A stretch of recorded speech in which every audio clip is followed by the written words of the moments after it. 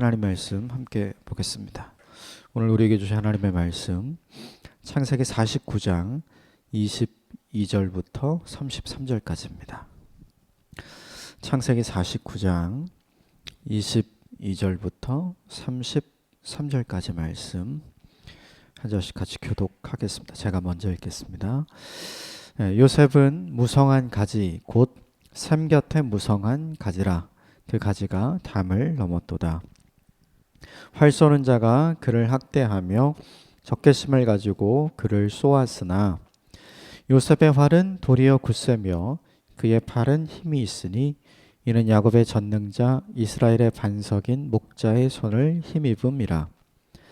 내 아버지의 하나님께로 말미암나니 그가 너를 도우실 것이요 전능자로 말미암나니 그가 내게 복을 주실 것이라. 위로 하늘의 복과 아래로 깊은 샘의 복과 전 먹이는 복과 태의 복이로다.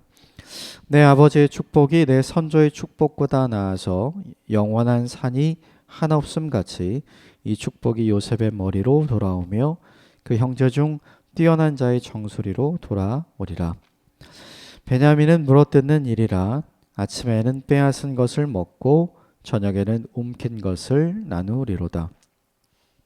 이들은 이스라엘의 12지파라.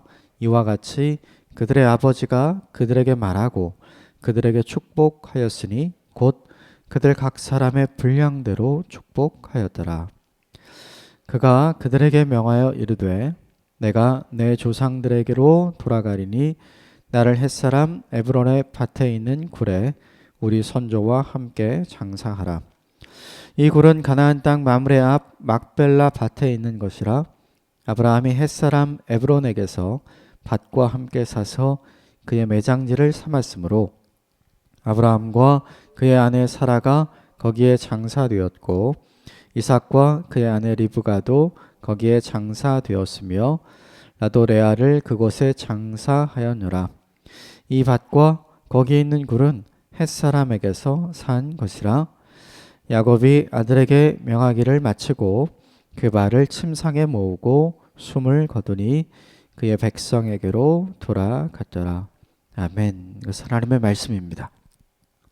오늘 보면 28절에 있는 것처럼 야곱이 그의 아들 모두를 불러놓고 그리고 축복하는 장면이 이제 마지막 오늘 본문인데 요셉과 베냐민을 축복하는 내용이 오늘 본문의 내용이고요.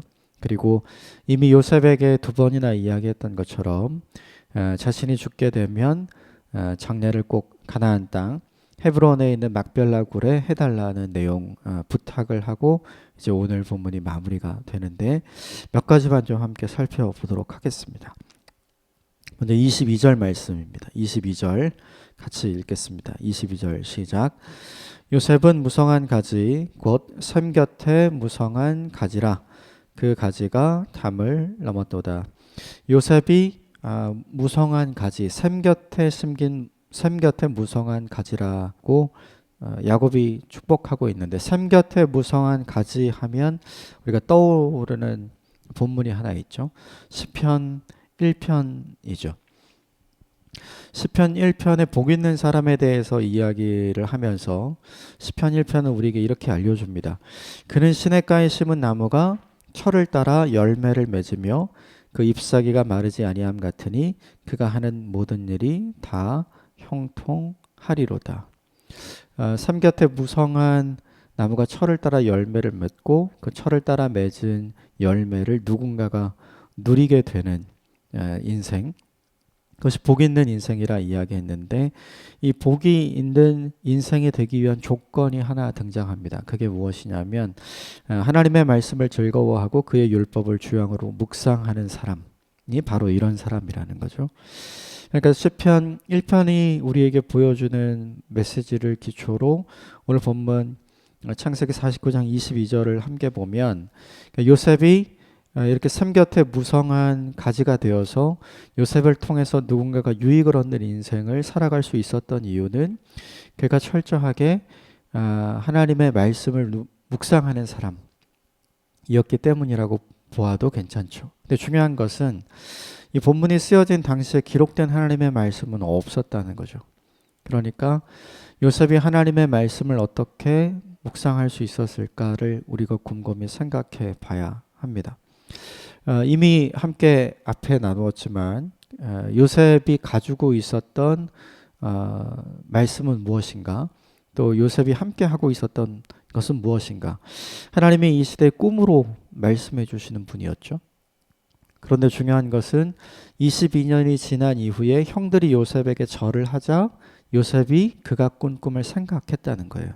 그러니까 이 시대에 하나님이 말씀하시는 방법이었던 꿈을 통해서 요셉에게 하나님이 허락해 주신 말씀을 요셉의 가슴에 품고 살았는가? 그렇지 않았죠. 그게 아닙니다. 요셉이 가슴에 품고 있었던 것은 하나님이 주신 말씀이 아니라 그와 함께 하시는 하나님 자신이었습니다. 그래서 요셉은 어디를 가든지 무엇을 하든지 하나님을 기대하는 인생을 살았고 하나님과 동행하는 인생을 살았고 그래서 하나님께서 형통함을 허락해 주셨던 것이죠. 그러므로 오늘 본문의 시대에 하나님의 말씀을 가슴에 품고 묵상하는 인생, 시편 1편이 이야기하는 그 인생이 무엇인가? 하나님을 가슴에 품고 하나님과 함께 동행하는 인생이라고 볼 수 있겠죠. 이것을 우리에게 좀 적용을 해보면 우리 시대에 하나님의 동행이 우리 눈에 보이지 않죠. 대신에 눈으로 볼 수 있도록 우리에게 허락하신 말씀이 있죠. 기록된 말씀이 우리에게는 있어요. 그러므로 하나님을 붙드는 인생이 된다는 것, 하나님의 말씀을 붙잡는 인생이 된다는 것을 같은 의미로 볼 수 있는 것 같아요. 그래서 요셉이 하나님을 붙잡고 살았던 것처럼 우리도 말씀을 붙잡는 인생이 되는 것, 요셉이 하나님과 동행하는 인생을 살았던 것처럼 우리도 늘 말씀과 동행하는 인생을 살게 되면 오늘 본문의 샘 곁에 무성한 가지가 될 수 있음을 우리에게 보여주는 거죠. 근데 샘 곁에 무성한 가지가 한 일이 있어요. 그게 뭐냐 하면 가지가 담을 넘는 거죠.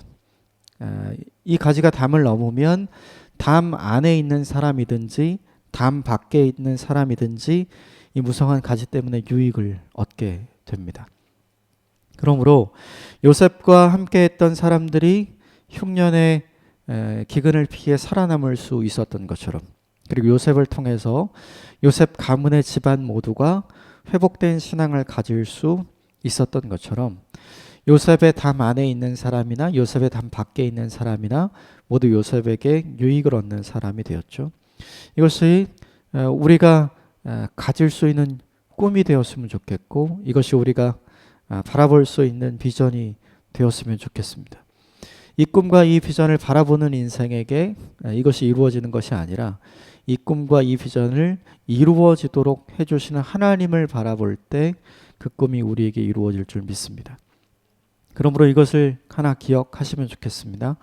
하나님과 동행하는 인생, 하나님을 붙드는 인생을 어떻게 살 것인가를 고민하십시오. 구체적으로는 말씀을 붙잡고 사는 인생, 말씀과 동행하는 인생을 살면 오늘 본문 22절에 샘 곁에 무성한 가지처럼 변화된 큰 나무가 된 요셉처럼 더 성장하고 성숙한 우리의 모습을 발견하게 될 줄 믿습니다. 23절의 말씀, 24절의 말씀 같이 읽어보겠습니다. 시작. 활 쏘는 자가 그를 학대하며 적개심을 가지고 그를 쫓았으나 요셉의 활은 도리어 굳세며 그의 팔은 힘이 있으니 이는 야곱의 전능자 이스라엘의 반석인 목자의 손을 힘입음이라. 요셉의 인생에 있었던 것이 무엇이냐면 활 쏘는 자가 있었다고 본문이 이야기하죠. 이 활 쏘는 자가 한 일이 있는데 요셉을 학대한 일, 그리고 적개심을 가진 일, 그리고 그가 가진 활을 직접 요셉에게 쏜 일, 그러니까 요셉이 해를 당하고 요셉이 이유를 알 수 없는 인생의 고난을 당한 걸 보여주는 거죠. 그런데 요셉의 활은 도리어 굳세지고 그리고 그의 팔은 도리어 힘이 있었다. 이 본문이 이렇게 요셉의 인생의 반전을 보여줍니다. 이 본문이 우리에게 주는 메시지가 있다면 그런 것이죠. 우리는 인생을 생각할 때 복 있는 사람이 어떤 사람이냐면 나를 향해 활을 쏘는 자가 없는 인생. 그것이 우리는 우리 인생의 복이라 생각을 하는 거죠. 그런데 이 본문이 도리어 우리에게 보여주는 것은 무엇이냐면 내 인생을 향하여 화를 쏘는 사람이 있을지라도, 내 인생을 향하여 적개심을 가진 사람이 있을지라도 목자이신 하나님이 나와 함께 하시는 것이 더 큰 복이다.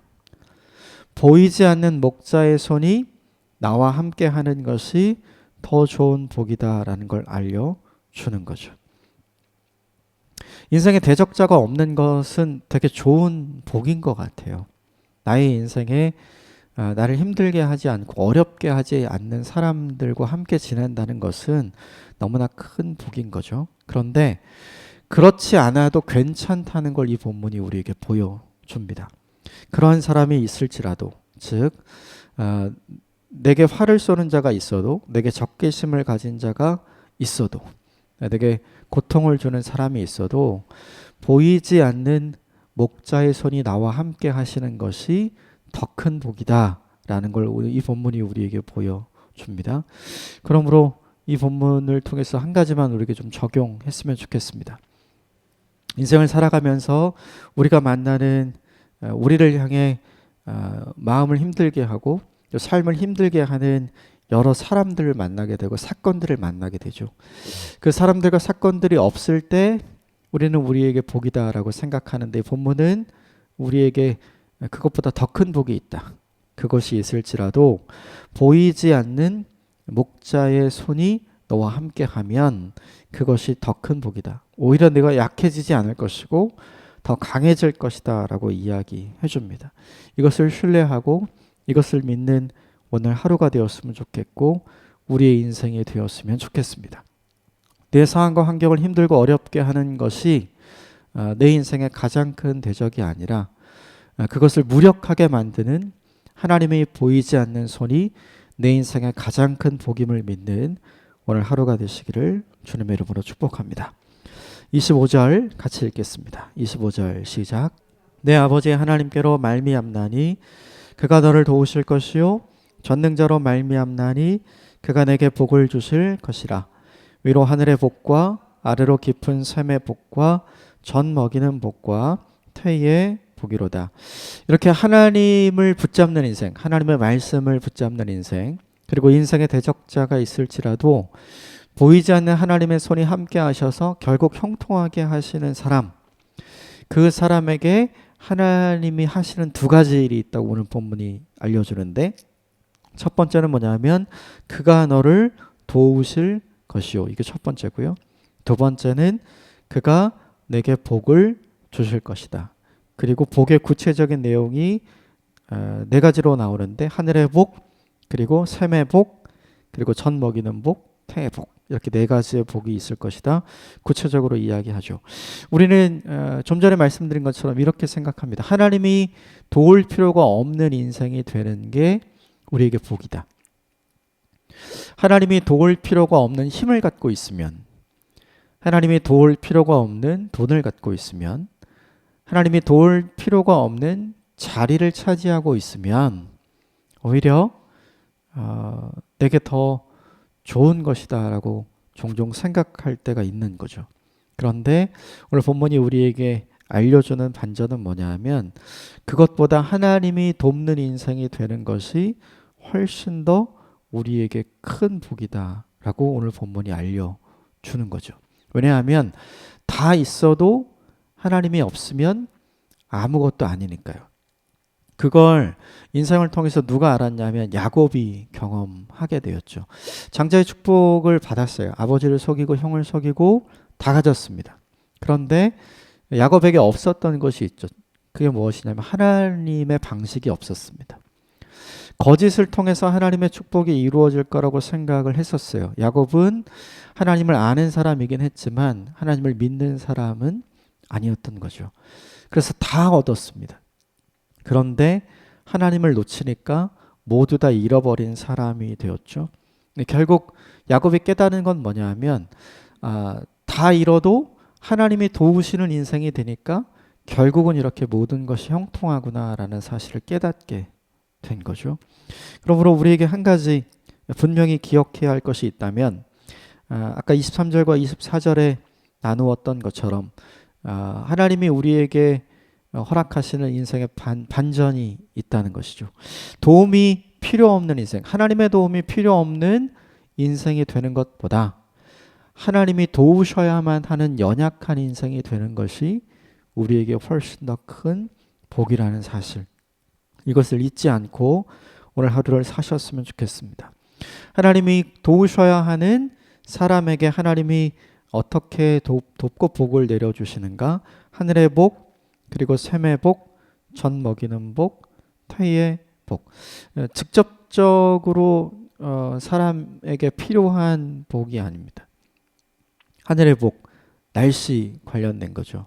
그리고 샘의 복, 삶에 필요한 물에 관련된 거고, 그리고 젖 먹이는 복, 가족을 먹여 살릴 수 있는 경제적인 힘을 이야기하는 거고, 태의 복, 그의 경건한 자손들이 계속 생겨날 수 있도록 하나님께서 자녀를 허락해 주시는 일이죠. 근데 이것은 요셉만 받는 복이 아니에요.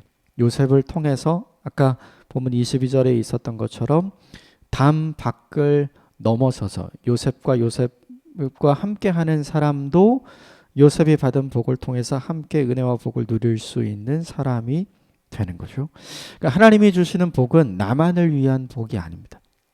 하나님이 주신 복을 받은 사람은 그 복을 누군가에게 함께 나눌 수 있도록 하는 통로가 되는 인생이 되는 거죠. 요셉의 인생이 실제로 그러했습니다. 그래서 두 가지를 잊지 않으셨으면 좋겠습니다. 하나님이 도우시지 않아도 되는 인생이 되는 것보다 하나님이 도와야만 하는 인생이 되는 것이 우리에게 훨씬 더 복되다. 그렇게 하나님이 주신 복을 나만을 위해서 사용하는 인생보다 누군가를 향해 흘려보내는 통로가 되는 인생이 훨씬 더 복되다. 이것을 잊지 않는 오늘 하루가 되셨으면 좋겠고 여러분의 인생이 되셨으면 좋겠습니다. 26절 같이 읽겠습니다. 26절 시작. 내 아버지의 축복이 내 선조의 축복보다 나아서 영원한 산이 한없음 같이 이 축복이 요셉의 머리로 돌아오며 그의 형제 중 뛰어난 자의 정수리로 돌아오리라. 보면 내 아버지의 축복, 지금 축복하고 있는 야곱이죠.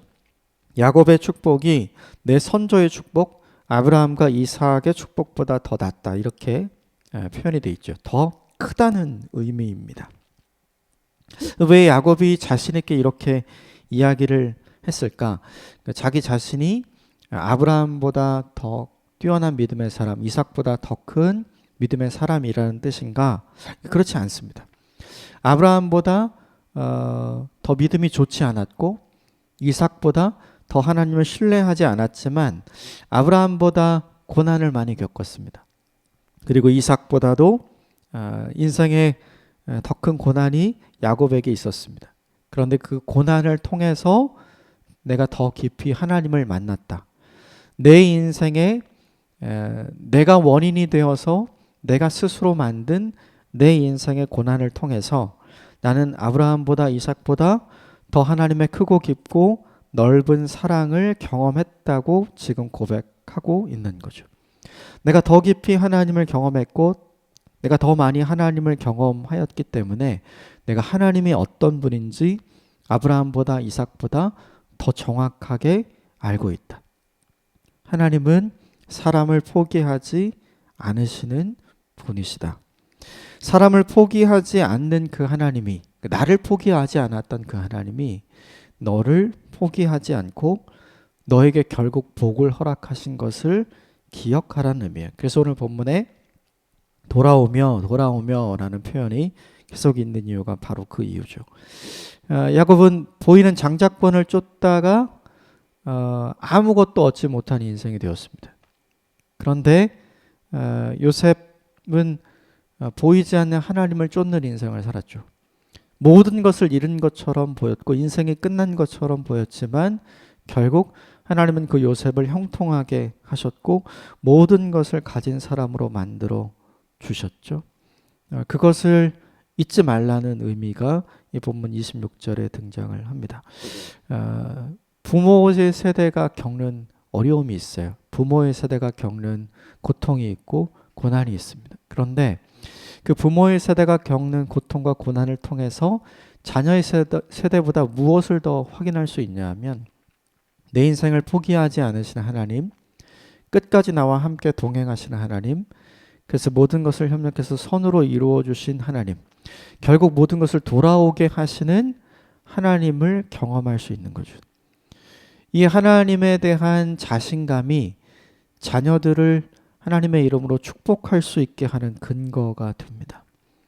그래서 이 야곱이 가지고 있었던 하나님을 향한 이 자신감이 저와 여러분 모두에게도 있게 되기를 주님의 이름으로 축복합니다. 내가 그 누구보다 하나님을 더 잘한다. 내가 그 누구보다 하나님을 더 깊고 넓게 경험했다. 나를 포기하지 않으시는 그 하나님이 있는 줄 내가 안다. 그러므로 내가 그 하나님의 이름으로 너를 축복한다. 이 자신감을 가지고 살아가는 부모의 세대가 되시기를 주님의 이름으로 축복합니다. 마지막으로 한 가지만 더 나누겠습니다. 28절 말씀 보십시오. 28절 같이 읽겠습니다. 시작. 이들은 이스라엘의 12지파라. 이와 같이 그들의 아버지가 그들에게 말하고 그들에게 축복하였으니 곧 그들 각 사람의 분량대로 축복하였더라. 이들은 이스라엘의 12지파라. 야곱은 처음에 12아들을 낳을 계획이 없었습니다. 자기가 낳은 아들이 이스라엘의 12지파가 될 거라고 생각도 안 했습니다. 야곱의 눈에 그의 아들들은 탈 많고 문제 많고 믿음 없고 신앙 없고 방종한 인생을 사는 아들들이었을 뿐입니다. 그런데 하나님은 좀 다른 것 같아요. 하나님의 눈은, 하나님의 계획은 그들이 탈 많고 문제 많고 믿음 없고 신앙 없고 어디를 가든지 문제를 일으키는 존재였지만 하나님은 그들을 이스라엘의 12지파의 시조로 준비하기로 작정하셨던 거죠. 그걸 야곱이 그의 인생의 끝에서 발견하게 됩니다. 그래서 르우벤부터 베냐민까지 모두 다 불러놓고 각 사람의 인생에 대해서 이야기를 하고 그들의 미래에 대해서 이야기를 하고 결국 그들을 축복하며 오늘 본문을 마치는 이유가 바로 그것이죠. 이 28절이 우리에게 보여주는 메시지가 있다면 우리의 생각과 하나님의 생각이 다르다는 겁니다. 구체적으로는 우리가 자녀를 보는 우리의 생각과 눈과 하나님이 내 자녀를 보는 하나님의 생각과 눈이 구체적으로 다르다는 거죠. 그러므로 우리는 기억해야 할 것이 있습니다. 그것이 무엇이냐면 야곱의 입장에서 자신의 12아들들이 이스라엘의 시조가 될 만한 자격이 있었을까? 야곱은 그렇지 않았다고 생각했을 가능성이 높아요. 그런데 하나님은 충분하다. 그리고 할 수 있다.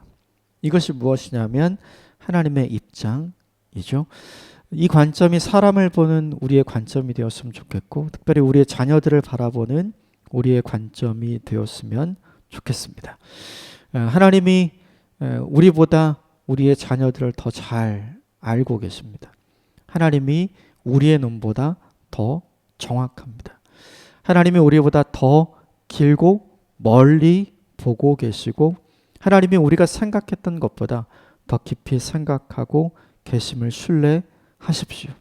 그래서 내가 보는 자녀의 관점이 아니라 하나님께서 보시는 자녀의 관점을 달라고 기도하시고 그 관점으로 자녀와 인생을 살피는 저와 여러분들이 되시기를 주님의 이름으로 축복합니다.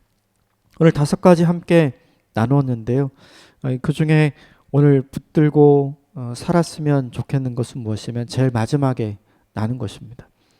야곱의 눈에 비춰진 아들들과 하나님의 눈에 비춰진 아들들은 완전히 달랐습니다. 우리 인생에 비추어진 내 자녀와 하나님의 눈에 비추어진 내 자녀는 다릅니다. 또 내 눈에 비추어진 내 인생과 하나님의 비추어진 내 인생은 또 전혀 다를 것입니다.